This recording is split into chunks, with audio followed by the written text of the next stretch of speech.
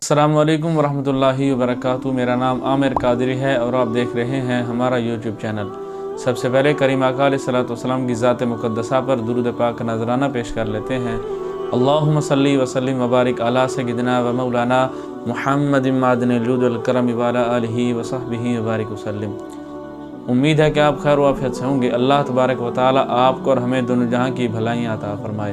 سامعین عزیز وقار، آپ نے دیکھا ہوگا کہ جب بڑا بھائی چھوٹے بھائی کے ساتھ ہو اور چھوٹے بھائی کو کوئی ہاتھ لگائے تو بڑے بھائی کی چیخ نکل جاتی ہے کہ تو نے میرے بھائی کو ہاتھ کیسے لگایا، اس کو تو نے کچھ کہا کیوں، اس کو مارا کیوں، یا فلاں جو بھی مسئلہ ہوتا ہے تو بڑا بھائی چیخ کر اس کو پکارتا ہے کہ میرے بھائی کو ہاتھ مت لگانا، میں ورنہ تمہیں ایسے کر دوں گا ایسے کر دوں گا۔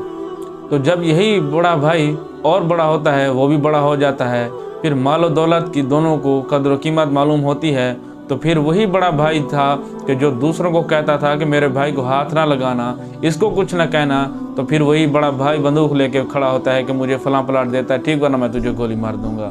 یہی مال و دولت ہوتا ہے کہ جو انسان کو اس کا مقام، اس کا مرتبہ بھلا دیتا ہے۔ وہی بھائی تھا کہ جو اس کا محافظ تھا، اس کا امین تھا، آج وہی بھائی اپنے بھائی کو قتل کرنے کے ارادے میں ہے، آج وہی بھائی اپنے بھائی کو قتل کرنے، اس کو مارنے کے چکروں میں ہے۔ کہ مال و دولت سے انسان کے اندر عزت، احترام، یہ چیزیں کم ہوتی جاتی ہیں، اخلاص کم ہو جاتا ہے، محبتیں کم ہو جاتی ہیں۔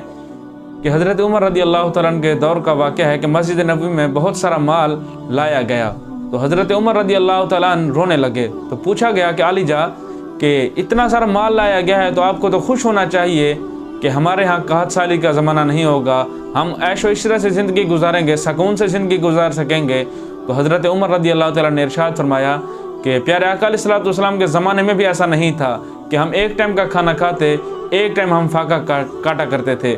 حضرت ابوبکر صدیق رضی اللہ تعالیٰ عنہ کے دور خلافت میں بھی ایسا ہی ہوا کہ ہم ایک وقت کا کھانا کھاتے اور ایک وقت ہم بھوکے رہتے تھے، اور سارا یہ امتحان یہ مجھ پر آیا کہ ہمارے دور میں اتنا سارا مال آ گیا، اتنا عیش و عشرت سے ہم زندگی گزارنے کے لائق ہوئے، تو مجھے ایسی زندگی نہیں چاہیے کہ مجھے چاہیے کہ میں ایک وقت کھانا کھاؤں، ایک وقت میں بھوکا رہوں۔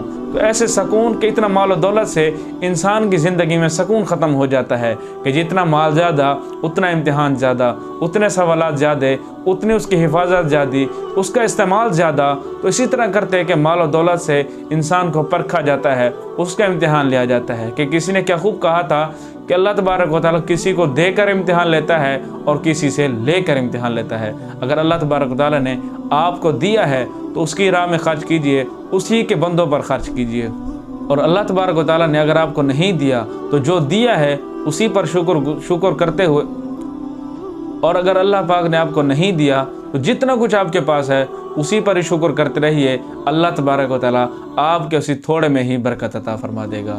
اللہ تبارک و تعالیٰ کی پاک و بلند بارگاہ میں عرض ہے کہ مالک قدوس ہمیں بھائی بھائی کے ساتھ مخلصی عطا فرمائے، اپنے رشتہ داروں کا احترام، ان کی رسپیکٹ کرنے کی توفیق عطا فرمائے۔ سامعین عزیز وقار، اپنے دنیاوی کاموں کے ساتھ ساتھ اپنی نمازوں کی فکر کیجیے، ان کو ان کے اوقات میں ادا کیجیے۔ اللہ پاک عمل کی توفیق عطا فرمائے۔ السلام علیکم ورحمۃ اللہ وبرکاتہ۔